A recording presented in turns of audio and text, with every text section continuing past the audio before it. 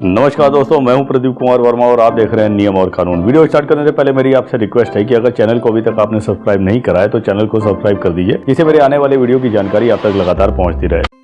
आज हम बात करेंगे कि किसी अच्छे वकील को चुनने का सही तरीका क्या है। एक अच्छे वकील का चुनाव जो हमारी परेशानियां हैं उसको काफी कम कर देगा, लेकिन वही अगर कोई गलत वकील हम चुन लेते हैं तो जो एग्जिस्टिंग प्रॉब्लम्स हैं उनको कई गुना बढ़ा भी सकता है। कई बार सबूत और गवाह ना होने की वजह से हमको लगता है कि हम अपना केस नहीं जीत सकते, लेकिन अगर हम कोई एक अच्छा वकील कर लेते हैं तो एक हारा हुआ केस भी जीता जा सकता है अगर हम सच्चे हैं तो। वकील नॉर्मली 4 तरीके से अपॉइंट करे जाते हैं। पहला तो पुलिस के द्वारा अपॉइंट कर दिया जाता है या पुलिस के द्वारा रेफरेंस दे दिया जाता है कि फलाने वकील के पास चले जाओ, वो वकील बढ़िया है, आपका केस अच्छे से लड़ देगा। लेकिन यहाँ पे ध्यान रखने वाली ये बात है कि पुलिस नॉर्मली उन्हीं वकीलों को रेफरेंस देते हैं जहां से उन लोगों का बंधा बंधाया कमीशन होता है। तो अब आप खुद सोचिए कि अगर कोई वकील ऐसे हथकंडों का इस्तेमाल कर रहा है केस पाने के लिए, इसका मतलब केस की उसके पास बहुत ज्यादा शॉर्टेज है, इसका मतलब वो एक अच्छा वकील हो, इस बात के बहुत कम चांसेस है। दूसरा तरीका होता है वकील अपॉइंटमेंट का मीडिएटर के थ्रू। ये मीडिएटर अधिकतर वो लोग होते हैं जिनका कोर्ट में आना जाना लगा रहता है। ये अपने आप में खुद वकील नहीं होते, लेकिन इनकी कई वकीलों से जान पहचान होती है और इनका मेनली काम होता है कि इस तरह के क्लाइंट को उन वकीलों से मिला देना और इनका कुछ बंधा बंधाया कमीशन होता है इनके हाथ में आ जाता है। तो ऐसे मीडिएटर के थ्रू सिर्फ उस केस में वकील हायर करें जब आप इस मीडिएटर को अच्छी तरीके से जानते हो। अननोन मीडिएटर के थ्रू अगर आप किसी वकील को अपॉइंट करते हैं तो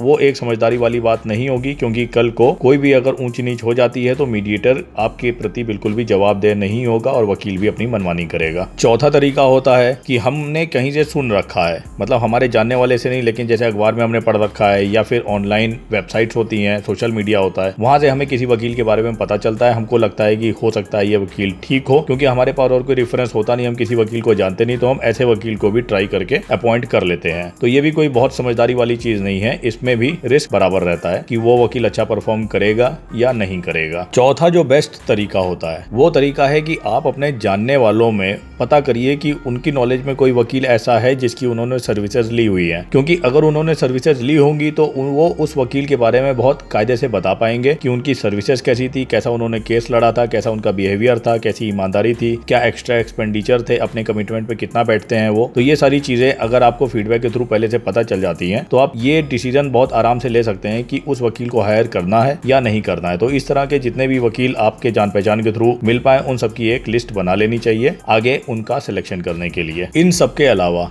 एक और तरीका है जो सुनने में थोड़ा सा ऑड लगता है, लेकिन वो भी अपने आप में काफी इफेक्टिव तरीका है कि आप कोर्ट की कैंटीन जाके वहां पे आइडिया ले सकते हैं लोगों से कि उनके हिसाब से कौन सा वकील अच्छा है। आपका जो केस है, आपके केस का जो नेचर है, क्रिमिनल है, सिविलियन है, फैमिली है, या किस तरीके का मैटर आपका है, उस तरीके के केस में कौन सा वकील बढ़िया परफॉर्म करता है, ये आपको कोर्ट की कैंटीन से भी पता चल सकता है। एक चीज जिसका आपको खास ध्यान रखना है वो ये है कि आपके केस का जो नेचर है, यानी सिविल नेचर है, फैमिली मैटर है या क्रिमिनल मैटर है, जिस भी तरीके का आपका केस का मैटर है, नेचर है, उसके हिसाब से आपको वकील सेलेक्ट करना होता है। मतलब कि वो वकील जो है उसका एक्सपर्टाइज इन्हीं मामलों में होना चाहिए। एग्जांपल के तौर पे आप ऐसे समझ सकते हैं कि अगर आपको हड्डी की प्रॉब्लम है तो जो चेस्ट का डॉक्टर है वो आपकी मदद नहीं कर सकता, उसके लिए आपको हड्डी के स्पेशलिस्ट के पास जाना पड़ेगा। इसी तरीके से जो केस का नेचर होता है, जो उसका टाइप होता है, उसी मैटर के स्पेशलिस्ट जो होते हैं वही उस केस के लिए फिट होते हैं, सबसे अच्छे होते हैं। तो ऐसे वकीलों की लिस्ट बना के, मतलब शॉर्टलिस्ट करने के बाद सबसे पहला काम आपको करना होता है अपॉइंटमेंट लेने का। अपॉइंटमेंट लेने से पहले आपको ये बात तय कर लेनी है वकील के साथ कि उनकी कंसल्टेशन फीस भी कुछ है या वो फ्री में आपको कंसल्टेशन देंगे। बहुत सारे अच्छे वकील भी होते हैं जो पहला कंसल्टेशन जो होता है वो फ्री ऑफ कॉस्ट देते हैं, हालांकि उसके बाद के जो कंसल्टेशन होते हैं वो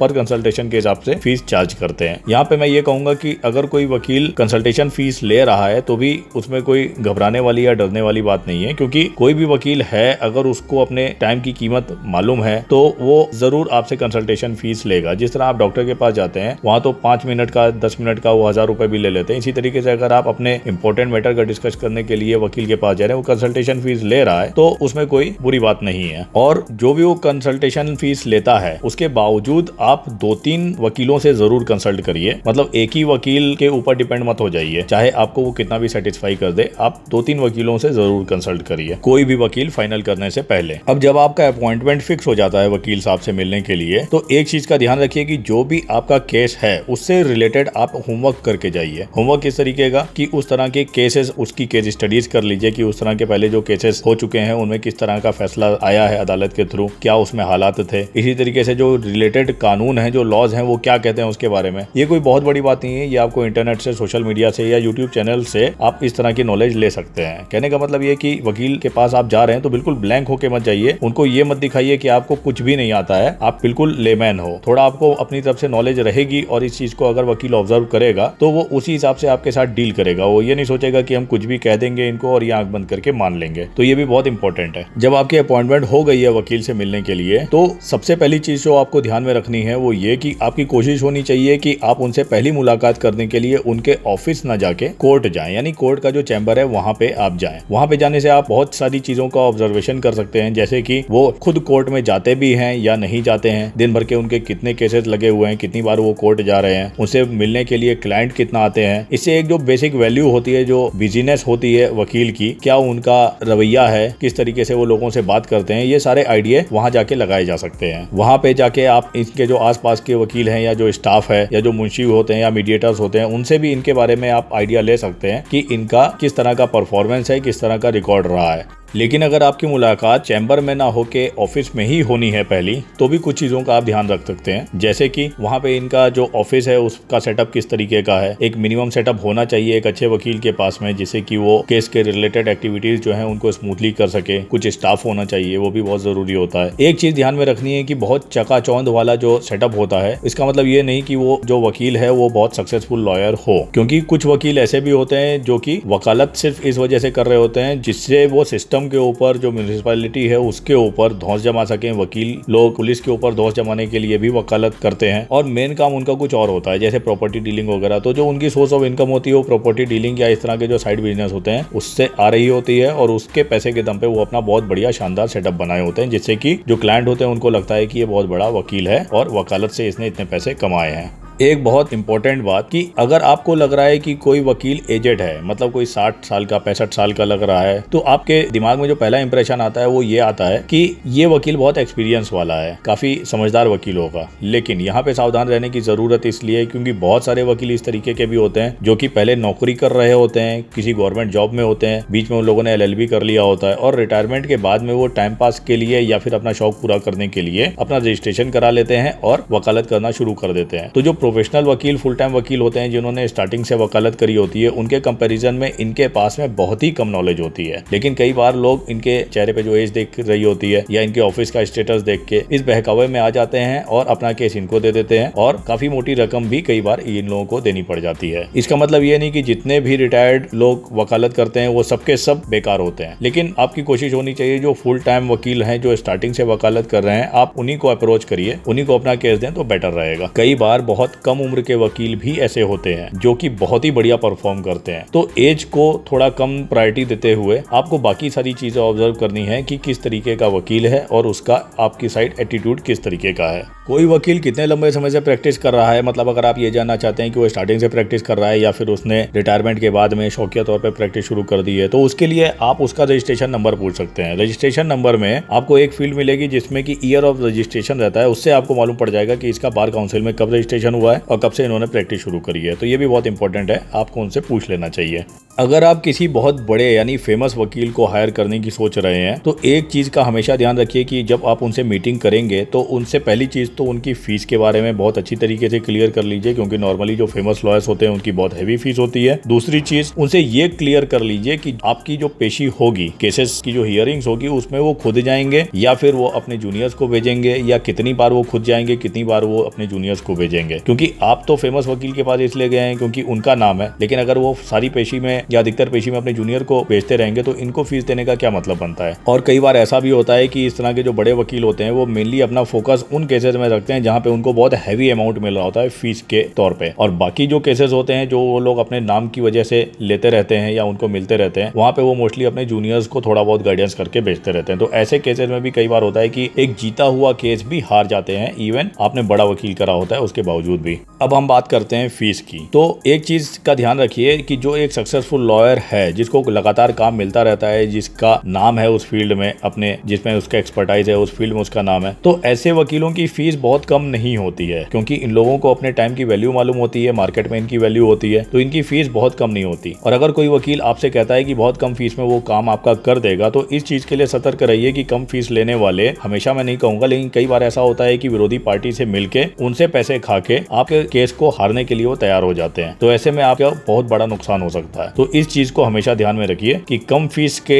लालच में आप किसी वकील को हायर ना करिए। जब आप हर तरीके से संतुष्ट हो जाएं, तभी आप उस वकील को हायर करिए। वकील से मुलाकात के दौरान में सबसे पहली चीज जो आपको क्लियर कर लेनी है, क्रिस्टल क्लियर कर लेनी है, वो ये है कि उनकी फीस कितनी रहेगी। मतलब वो लमसम पूरे केस का एक फिक्स अमाउंट लेंगे, या वो ईयरली चार्जेस लेंगे, या पर हियरिंग के हिसाब से चार्जेस लेंगे। ये बिल्कुल क्रिस्टल क्लियर हो जाना चाहिए। इसके साथ ही जो एक्स्ट्रा एक्सपेंडिचर्स हैं वो उनके कितने होंगे, जैसे कि कॉपी के चार्जेस, अगर कुछ कॉपी करानी पड़ती है, या मुंशी के चार्जेस, या जो भी एक्स्ट्रा एक्सपेंडिचर एक्सपेक्टेड है, वो आपको बिल्कुल क्लियरली पहले बता दें। कभी भी इस तरह के बहकावे में ना आइए कि वकील साहब कहेंगे कि अभी आप खाली 500 रुपए दे दीजिए, 1000 रुपए दे दीजिए, बाकी आप वकालतनामा साइन करवा लीजिए, उसके बाद फीस की हम देखते रहेंगे, आपस में बात करते रहेंगे। अगर ऐसा आप करते हैं, इसका मतलब कि आप आगे चल के बहुत परेशान होने वाले हैं। तो फीस का हमेशा बिल्कुल अच्छी तरीके से पहले क्लियर कर लीजिए। अब जब आप अपने केस के बारे में उनको बता रहे होंगे, तो जैसा कि मैंने कहा, पहले तो होमवर्क करके जाइए। तो जब आप उनके साथ अपने केस के बारे में डिस्कस करेंगे, अपने मैटर्स बताएंगे, और उनको ये भी बताएंगे कि उस केस में जो कि मिलता जुलता केस था, ये हुआ था, तो हमारे केस में क्या हो सकता है, नहीं हो सकता। कुल मिला के जब वकील को लगेगा कि आपको कुछ आइडिया है, आप बिल्कुल ब्लैंक वहां पे नहीं गए, तो उसी हिसाब से वो रिस्पॉन्ड करेगा। एक चीज ऑब्जर्व करिए कि अगर वो पूरे टाइम बहुत पॉजिटिव होता है कि हाँ सब कुछ हो जाएगा, आप डरने की जरूरत नहीं है, फिक्र मत करिए, मैं सब कुछ बढ़िया करा दूंगा, इसका मतलब है कि वो ओवर कॉन्फिडेंस दिखा रहा है, जो कि बहुत ही खतरनाक चीज है। ओवर कॉन्फिडेंस दिखा के, यानी आपको सिर्फ पॉजिटिव चीजें बता के, वो सिर्फ केस लेने के चक्कर में कि आप एक बार उनका वकालतनामा साइन करवा दीजिए, जिससे कि उनके हाथ में केस आ जाए, उनकी अर्निंग शुरू हो जाए। तो इस चीज का भी आपको ध्यान रखना है। अगर जो कुछ आप बता रहे हैं उसका वो रिप्लाई कर रहा है, एप्ट रिप्लाई कर रहा है, आपको लग रहा है कि हाँ जो चीजें वो बता रहा है वो सेटिस्फैक्टरी है, समझदारी वाली बातें कर रहा है, आप सेटिस्फाइड हो रहे हैं उससे, तब फिर आप उसको अपना केस देने के बारे में सोच सकते हैं। लेकिन फिर भी तुरंत आपको वकालतनामा साइन नहीं करना है, आपको बाहर आना है। उसके बाद आपको दोबारा सारी चीजें सोचनी है कि उन्होंने जो आपसे कहा वो कितना सेटिस्फैक्टरी था। साथ ही में आपने जो उनको अपनी प्रॉब्लम्स अपने केस के बारे में बताया, उनसे आप कह सकते हैं कि एक ड्राफ्ट तैयार करें, आपको व्हाट्सएप कर दें या ईमेल कर दें, किसी भी तरीके से आपको वो सेंड कर दें। बाद में उस ड्राफ्ट को आप एक नजर डालिए और ये देखिए कि उस ड्राफ्ट में जो कुछ आपने केस के बारे में बताया है, बिल्कुल वो सारी चीजें हैं या नहीं, उसको कवर करती है या नहीं करती है। अगर नहीं करती है तो उसमें कितने करेक्शन की जरूरत है। अगर बहुत ज्यादा करेक्शन की जरूरत है, तब भी आपको ऐसे वकील को हायर नहीं करना चाहिए, क्योंकि जब आपसे 1 घंटे मुलाकात के बाद में आपके केस को ही नहीं समझ पाया, तो आगे चल के आप उससे क्या उम्मीद कर सकते हैं। थोड़ा बहुत करेक्शन है तो फिर आप उनके साथ दोबारा मिलकर कंसल्ट करके हायर करने की सोच सकते हैं। वकील साहब से आप क्लियरली पूछ लीजिए कि उनका ऑफिस या जो रेसिडेंस है वो जिस कोर्ट में केस जाने वाला है उससे कितनी दूर है, क्योंकि ये बहुत ज्यादा मैटर करता है। अगर बहुत दूर होगा तो फिर आपको आगे चल के प्रॉब्लम हो सकती है, अगर अप्रोचेबल डिस्टेंस नहीं होगा तो। स्पेशली अगर सेम शहर में वो नहीं रहते हैं, सेम सिटी में नहीं रहते हैं जहाँ पे कोर्ट है, तो बहुत ज्यादा दिक्कत हो सकती है। दूसरी चीज आप उनसे क्लियरली पूछ लीजिए कि उनका एक्सपर्टाइज इस मामले में है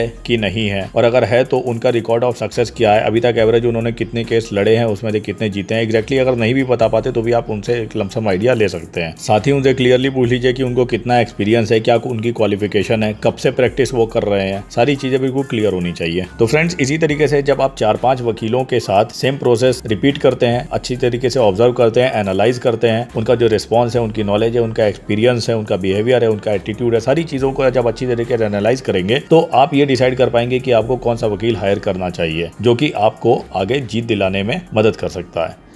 उम्मीद है दोस्तों वीडियो की दी गई जानकारी आपको अच्छी लगी होगी। वीडियो को शेयर और लाइक जरूर करिएगा। चैनल पर अगर नया है तो चैनल को सब्सक्राइब कर दीजिए। Thank you.